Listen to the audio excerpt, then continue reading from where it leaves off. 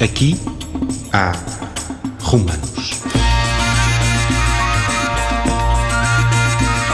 O podcast que fala de costumes da Roma antiga que resistem até aos nossos dias.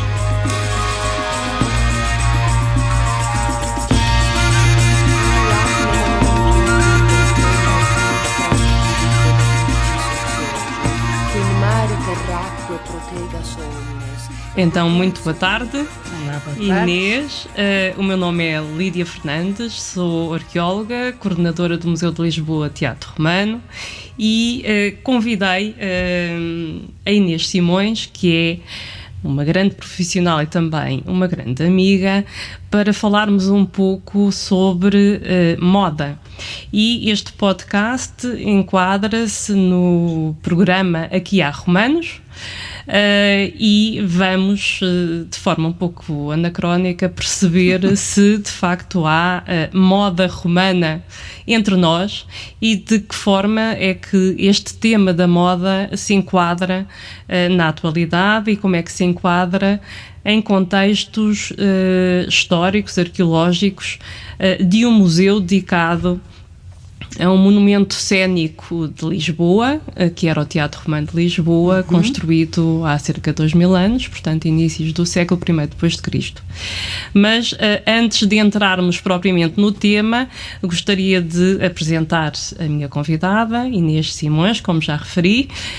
A Inês nasceu e foi criada em Lisboa, concretamente na zona de Alvalade, e em 1985 mudou-se para a Baixa Pombalina, onde viveu durante alguns anos, e depois, em 2003, subiu um pouco a colina e passou a habitar junto à zona da Sé, onde ainda vive e, portanto, é vizinha. Paredes Meias do Teatro Romano de Lisboa. Verdade.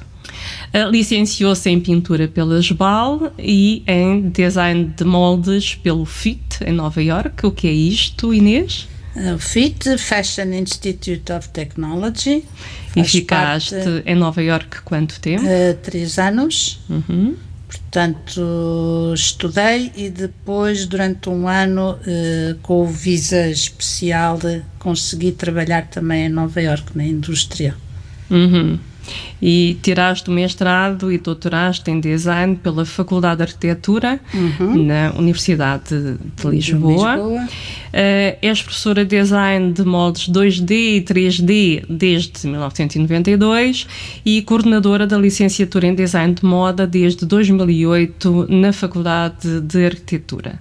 Correto. É fundadora e coordenadora do grupo de investigação Paternology, Centro de Investigação em Arquitetura, Urbanismo e Design da Faculdade de Arquitetura da Universidade de Lisboa, desde 2018.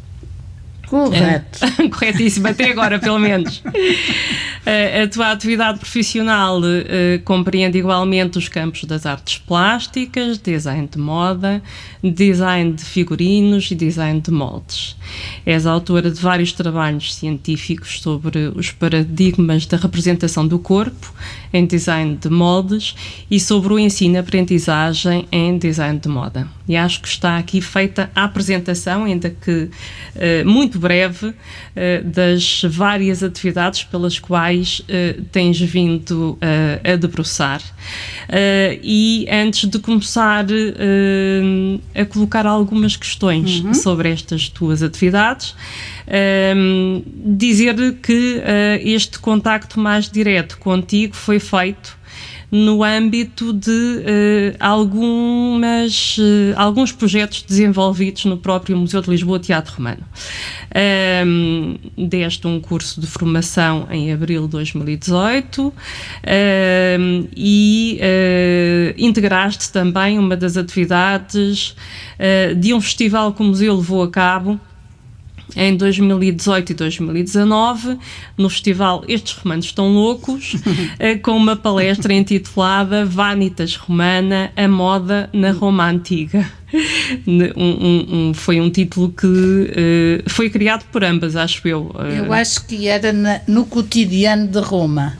Sim, eventualmente, sim. Claro sim, que era sim. a Roma Antiga, mas no cotidiano, porque, não sei... não cobríamos exatamente, mas a moda em todas as classes sociais, culturais, etc. Só enquadrar também que este festival, estes Romanos Tão Loucos, que foi feito durante 2 anos, depois entretanto veio a pandemia e não pôde haver nova edição, e entretanto já temos outro tipo de atividades, mas eram 3 dias ao fim e ao cabo em que múltiplas ações foram desenvolvidas no museu, trazendo exatamente Roma para a atualidade. Ou seja, de que forma é que a música, temas como a moda, a gastronomia, vinham até aos nossos dias, e é exatamente também esse o princípio subjacente a este podcast, não é? Saber Sim. de que forma é que este tema da moda nos acompanha até aos dias de hoje e nos influencia, não é? Isto porque a cultura romana marcou de forma indelével a nossa própria cultura e, portanto, falar de Vanitas Romana é perfeitamente atual. Mas Vanitas tem um significado um bocadinho distinto daquilo que nós damos hoje, não é propriamente uma vaidade, que seria uma tradução livre que o comum dos mortais rapidamente iria, mas Vanitas tem outro sentido. Bem, para já, Vanitas também parece ser uma palavra recuperada de uns séculos depois, da pintura, século XVI, creio eu, mas quando se fala de moda, tem-se muita tendência para pensar que é qualquer coisa que pode estar ligada a essa vaidade, a qualquer coisa que é fútil, a qualquer coisa que é... efêmero? Sim, exato, e que no fundo depois não é nenhuma dessas 3 coisas, ou pode haver uma franja qualquer que o é, mas de facto não é. Por exemplo, há quem defenda que na Roma Antiga ou na Grécia Antiga, e nós vamos... eu tenho um bocado de dificuldade só em falar de Roma, na questão da moda, porque no fundo entre Grécia e Roma, antiguidade clássica, não é? Portanto, há quem defenda que não havia moda e que a moda só surge, isto no mundo ocidental, no século XIV, mas de facto havia moda, e há uma consciência de como nos queremos vestir na Roma Antiga, ou na antiguidade clássica. Como nos queremos vestir, como nos queremos pentear, como nos queremos distinguir uns dos outros. E, portanto, se nada disto é moda, então o que é moda? Exato. Por outro lado, curiosamente, ao longo destes séculos todos que já decorreram desde a Antiguidade Clássica, a moda da Antiguidade Clássica é revisitada, e é revisitada de várias maneiras, seja de um ponto de vista formal, meramente formal, seja de um ponto de vista conceptual, seja de um ponto de vista filosófico, ou no cruzamento destas várias coisas. E, portanto, por um lado, podemos falar de moda na Antiguidade Clássica e, de facto, nas repercussões que a moda da Antiguidade Clássica tem até aos dias de hoje, e que terá sempre. É uma coisa muitíssimo curiosa. E também do ponto de vista da própria indústria de moda, não é? Hoje em dia, isto é um conceito que está muito na moda, não é? Falar de uma indústria enorme à volta de todas as componentes de moda, mas em época clássica, pelo menos daquilo que eu conheço, especialmente a época romana, isso é um statement, quer dizer, existia de facto uma indústria de moda. Uma indústria de moda, exatamente. Não é? Um comércio estabelecido, quer de tecidos que vinham da parte mais oriental do Império, ou quer dos das próprios, joias. Ou dos próprios tintos para atingir as fibras e os tecidos. Portanto, a tintagem, a lavagem, tudo, de facto, era tudo, era uma grandíssima indústria. Ou seja, pensar que as peças de vestuário eram só feitas no âmbito do lar de cada um, é uma mentira. Isto era de facto uma grandíssima indústria que deveria mover, como nós dizemos hoje em dia, que deveria mover dinheiro. Milhões de sestércios, exatamente, não é? Imensas fortunas. Imensas pessoas envolvidas, portanto, mais uma vez se comprova que dizer que não havia moda nesta altura é completamente obtuso. Sim. É verdade. E então, quando falamos de teatro romano, e tal como tu disseste, quem ia ao teatro romano, nestes espetáculos de toda a população, existia uma intenção clara de ver e ser visto. E, portanto, o cuidado imposto naquilo que se escolhia, quer para vestir, quer para adornar os cabelos das mulheres, ou o calçado que era usado, as joias que eram usadas, tudo isso definia o lugar na sociedade e, de forma mais concreta, o lugar que cada um dos espectadores ocupava no próprio hemiciclo do teatro, não é? Exatamente. Portanto, esta feira de vaidades implicava um tempo enorme de preparação, portanto as coisas não eram feitas de forma leve, não é? Tudo isto tinha um propósito muito claro e é claro que as grandes famílias, as famílias mais ricas, preparavam-se com grande antecedência, procurando importar tecidos, joias, adereços que fizessem brilhar esse status que iriam envergar dentro do próprio monumento cénico. Ao fim e ao cabo, parece que estamos a falar quase da atualidade. Hoje em dia, quando se vai à ópera, não tanto como há uns tempos atrás, mas ainda acontece, claro, não é? Sim. Não, e daí eu suponho que quando me apresentaste falaste em representação do corpo. Sim. E de facto é tudo isso a que a moda está ligada. Eu estava aqui a olhar para a apresentação que mostramos em setembro de 2018 no Museu do Teatro Romano e de facto Roma corresponde a um império e portanto isto também ainda ligado a uma indústria, se quiser dizer, mas de facto as coisas que as matérias, os pigmentos, etc., que eram utilizados, que vinham de todo o sítio deste império. É impressionante quando se vê o mapa. É muito curioso. Também quando se vê o mapa, por exemplo, dos pigmentos, e aí contribui muito para a estratificação social e cultural, em que certos pigmentos que são muito difíceis de encontrar ou que são necessários milhentos de pigmentos para tingir uma peça de tecido. É claro que não há muita gente que pudesse enfim, pagar. Inclusivamente temos o púrpura, não é? Por ser qualquer coisa que era tão inatingível, que é reservado só aos mais altos dessa sociedade, inclusivamente o imperador. Não só entre a cor, como na extensão de material que ele tinha que envergar, não é? Nas togas, não é? Impressionante, com 4,5 metros de largura, ou 5, de facto. Toda uma representação desse corpo, desde o mais baixo na sociedade até ao mais alto, é absolutamente impressionante. E podemos até dizer que esta complexificação ou a exuberância daquilo que se vestia, daquilo que se usava em termos de cobrir o corpo, tapar o corpo e mostrar aquilo que se envergava, acompanha ao mesmo tempo a extensão do próprio império. Ou seja, à medida que novas províncias, novos territórios vão sendo conquistados para o Império Romano, vai-se ter acesso progressivamente a cores distintas, a pigmentos distintos, cada vez mais diversificados, e é quase um fenómeno paralelo à própria arquitetura.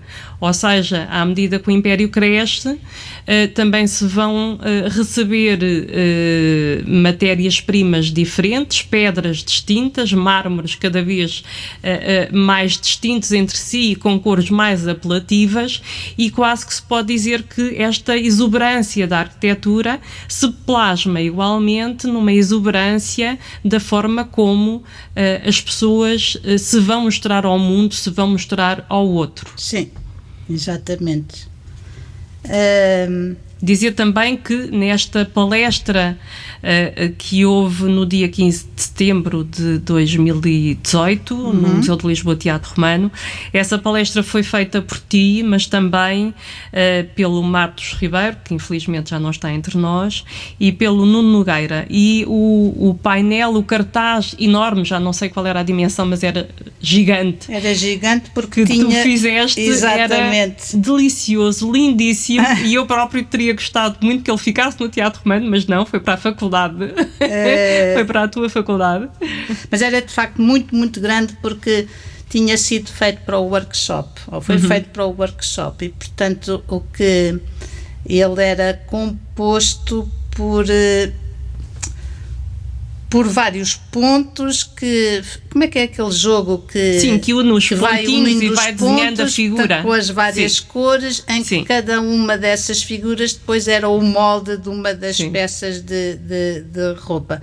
Desde a toga do imperador até à toga que não é do imperador, até à peça mais simples, Mas era exatamente isso que eu te queria, era isso que eu te queria perguntar, é que, como tu me disseste, que eu desconhecia por completo, os vários tipos de fatos que os romanos envergavam, que eram muitos, basicamente em termos de moldes, que é a tua especialidade, dividem-se em retângulos e múltiplos de retângulos, exatamente, não é? Exatamente. E que eu lembro-me de uma conversa que nós tivemos antes de 2018, em que eu ainda não tinha começado a estudar esta questão dos moldes em Roma, e que ainda tinha a ideia ingênua de que os moldes eram só retângulos, porque não tinham ainda,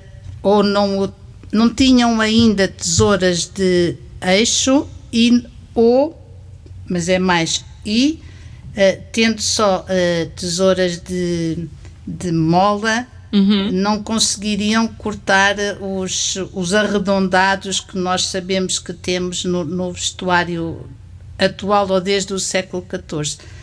Quando comecei a estudar todo este contexto em Roma e Grécia, percebi, não, eles queriam fazer exatamente assim. Porque já existia a tesoura de eixo, foi inventada pelos romanos. Exatamente, portanto servia para outras coisas, não serve para isso. E aquilo que eu percebia, por um lado, o que é que eu percebi? Percebi que havia um respeito tão grande pelo próprio material tecido, que ele tinha que ser mantido intacto. Por outro lado, a espessura, o fluir do tecido era também tão grande que não era necessário que o vestuário contornasse o corpo, como aliás, por exemplo, os egípcios já o faziam, mas que podia ser arranjado, exposto à volta do corpo de tal maneira que até, de uma maneira, para mim, muito mais interessante, muito mais bonita, representava o próprio movimento do corpo, não é? Nós conseguirmos imaginar, entre o barulho que o tecido pudesse fazer no tchic-tchic-tchic, ou de facto todas as voltinhas que ia fazendo, e nós sabemos pela estatuaria romana, sabemos pelos mosaicos romanos, sabemos pelos vasos gregos, não é? Toda a iconografia dá essa indicação. E de tal maneira essa apreciação pelo material que é usado, que agora vou fazer um grande salto na história, mas um grande salto na história, e que é revisitado, como eu dizia há bocado, de um ponto de vista filosófico, por aquilo que hoje se chama a moda desperdício zero. Sim. Que formalmente... Aliás, a moda romana era muito sustentável, é a conclusão a que nós chegamos, não é? Exatamente, por isso mesmo é que se houve muitas revisitações mais formais do que esta é de facto um ponto de vista filosófico e eu acho absolutamente espantoso como é que qualquer coisa sobrevive em várias frentes ao longo de milénios, neste caso. Sim, 2000 anos. Não é anos, não é séculos. Não, é muito mais. É muito mais, é espantoso. Ou seja, podemos dizer que há uma manutenção, quase um respeito pela forma tradicional dos fatos, não é? Seguindo os mesmos modelos, os mesmos moldes, mas depois é a forma de os colocar no corpo que traz esta diversidade de soluções de vestuário, conjuntamente com todos os adereços. Exatamente. Por exemplo, os cintos suncinte, que são o apertar a cintura, não é? Portanto, o apertar alguma coisa, sucinte, é o termo latino para cintos, já existiu em época romana, e mesmo que uma túnica retangular que entra pela cabeça e cai até aos pés, pode ter aspectos completamente diferentes caso seja apanhada por esses cintos, seja drapeada e agarrada nos ombros pelas fíbulas, não é? Que são os alfinetes dama, ou alfinetes simples, que são os acos, não é? Portanto, há um sem número de formas de modificar um simples retângulo, um simples quadrado ou um triângulo, não é? Exatamente.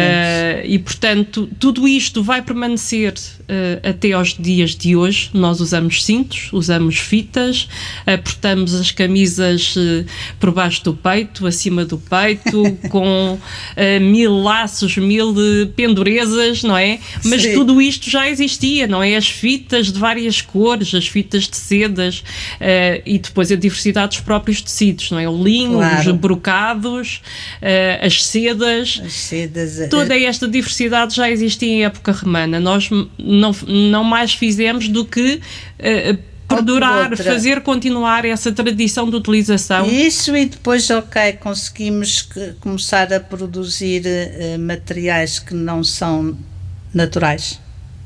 Uau, que conquista! Exato, uma conquista absolutamente triste. Pronto. Mas também a preços mais acessíveis, não é? Sim, está bem, mas por outro lado, mas agora também vivemos naquela situação em que, por um lado, fazemos isto muito acessível e, por outro lado, estamos com um planeta mais insustentável, ou com as alterações climatéricas, etc.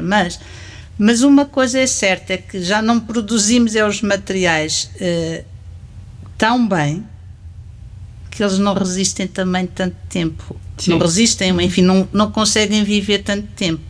Portanto, a moda aqui tornou-se uma coisa que procura os fins hiper lucrativos, não é? Enquanto que nesta altura não era assim, mas pronto, não interessa. Mas de facto é curioso como as coisas perduram no tempo, e o que nós usamos hoje, que achamos que é uma invenção relativamente recente, eventualmente do século XVIII ou do século XIX, de facto não é. E se pensarmos, se nos recordarmos um pouco da iconografia mais antiga, veremos que não é. Como é o caso, por exemplo, da rede de cabelo, não é? O retículo, que é muito antigo, os guarda-sol também são muito antigos, estão designados por umbela, os leques, o leque é o flabellum, portanto, tudo isto são adereços ligados à moda que já existiam em época romana e que continuam. E há termos, não é? Por exemplo, o termo candidato. vem da designação da toga ser cândida, porque os candidatos ao poder político tinham que ser imaculados, Exato. sem pecado, eram cândidos, e daí ficou a designação de candidato a um candidato. Hoje que se candidata a um lugar público, Isso não é? para não falar depois de senadores, etc. Exato, não é? sim, Portanto, sim, está realmente sim. impressionantemente como é que perdura, de facto, perdura. Mas voltando ainda um bocadinho aos moldes, porque eu acho que é um tema interessantíssimo e que exploraste muito bem na altura, e é uma área, é a tua área de eleição em termos de investigação. Fala-nos um bocadinho mais dos moldes, dos tais retângulos usados em todas as roupas, ou praticamente todas as roupas de época clássica. Sim,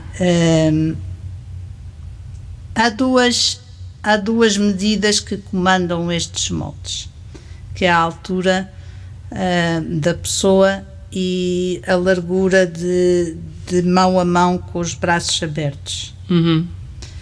Portanto, essa indústria, por um lado, era uma indústria que ainda estava muito baseada no como é que se diz, no custom made, no fazer para uma pessoa, portanto não havia ainda a indústria no sentido do pronto a vestir, e só muito mais tarde é que veio a acontecer. E quando a moda e os moldes mudam, também bastantes séculos depois, já não bastavam as duas medidas do corpo, foram precisas muito mais. Portanto, nesta altura, não sei se posso dizer muito mais em termos dos moldes deste vestuário, porque eram de facto retângulos, porque ou eram retângulos inteiros que envolviam costas, frente ao frente, costas, e portanto a roupa interior, por exemplo. A roupa interior é um retângulo que depois tem uns atilhos nos quatro cantos, e que depois os atilhos estão à volta do tal retângulo. Eventualmente, pelo menos o que eu consegui averiguar, é que já tinham uma noção do que seria um tamanho para o homem e um tamanho para a mulher. Sim. Há o biquíni, inclusivamente, que também é exatamente qualquer coisa que vem desde essa altura. Que é o que nos diz a iconografia dos mosaicos, por exemplo, o mosaico da Vila Romana de Cazzale, na Piazza Marina, não é? Que são as famosas meninas que estão a exercitar-se e que têm uns biquínis se elas fossem de repente colocadas numa praia ali de Cascais, estavam perfeitamente integradas. Claro, não é? Sim. Não, fantástico. Portanto, nem os biquínis nós inventámos, nada. Nem as mini saias com mariquante, nada disso. Aliás, os desfiles de moda de costureiros célebres. Não digas bem esses nomes, porque eu tenho aqui nomes fantásticos. Para já temos no próprio século XVIII, tens inclusivamente o estilo império. E pensemos nos filmes... Que é o revivalismo, ao fim e ao cabo. Que é o revivalismo completamente... exatamente. Todo aquele ar do corpo libertado, dos tecidos levezinhos. E, curiosamente, nessa altura, aquela ideia de que era tudo branco, porque o que se conhecia mais da moda de Roma era pela estatuária. Exatamente, que é uma invenção do século XIX, completamente, sim. Mas, e depois temos, no princípio do século XX, ou no fim do século XIX e princípio do século XX, temos uma senhora maluca à época, de certeza absoluta, a Isadora Duncan. Sim. Que é nora do Sr. Singer, das máquinas, Mr. Singer, exatamente, e que de facto tem aquela maneira de dançar envolta nos panos, e que no fundo envolta, enfim, nos panos greco-romanos, digamos assim, E lá está aqui toda esta... Aliás, foi um pano que a matou, não é? Foi a Sharp que a matou, exatamente. Mas sobretudo aqui é a ligação ao elogio do movimento do corpo, e estamos a sair de uma época vitoriana em que sobretudo as mulheres tinham roupas muito rígidas, muito coisas. Portanto, depois temos todo um fascínio por esse tipo de vestuário, e temos uma grande senhora da moda que é a Madeleine Vionnet, e que no fundo todas as suas coleções, todos os seus enfim, vestidos, etc., bebiam muito deste conceito da liberdade do corpo, dos panejamentos ou dos drapeados, ou etc. Os drapeados é uma coisa que nós usamos tanto hoje em dia. Por acaso nenhuma de nós traz um drapeado. Não, eu não sou muito drapeado, que eu sou muito básica. Mas o drapeado é uma coisa que ficou para vencer, não é? As várias coleções de Hermès, etc. Ou até aliás, depois tens a Madame Guerret, também uns aninhos depois. Há muitas influências, porque mesmo que não sejam tão diretas como isso tudo, vão beber, não é? Elas bebem de alguma maneira. Tens muitíssimos exemplos possíveis de citar.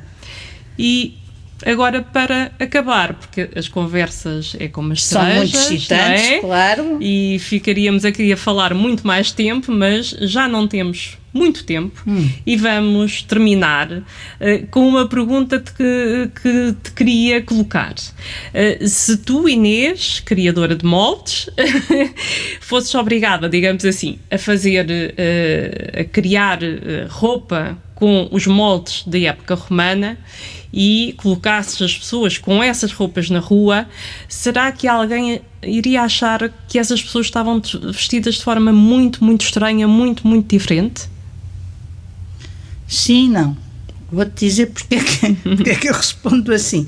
Não, porque de facto não é tão inédito como isso, poder ver pessoas vestidas desta maneira. Eu disse sim, porque estamos num contexto português. A primeira pessoa que aparece vestida assim, ninguém vai compreender. Mas quando começarem a ver 10, 100... 200, 300 pessoas. Aí já toda a gente vai adquirir e encontra nas lojas todas dos chineses, etc. Portanto, é aceito. Agora, eu inclusivamente, e não tenho agora acesso ao teu guarda-roupa, porque não estamos nesse local, mas podia ir ao teu guarda-fatos e tirar de lá todas aquelas peças que eu acho que de facto bebem muito diretamente. E sobrariam muito poucas. Sobrariam poucas, seguramente. E com isto terminamos. Muito obrigada, Inês. Foi um prazer falar contigo. Como sempre, e de facto também. Os romanos continuam entre nós. Exato, eu só não diria que são loucos. Aqui há Romanos é um podcast da Agenda Cultural de Lisboa. Foi idealizado e produzido em parceria com o Centro de Arqueologia de Lisboa para assinalar o 10º aniversário da criação deste equipamento da Direção Municipal de Cultura da Câmara Municipal de Lisboa. A sonoplastia e genéricos são da autoria de Fernando Figueiredo. A coordenação é de António Marques.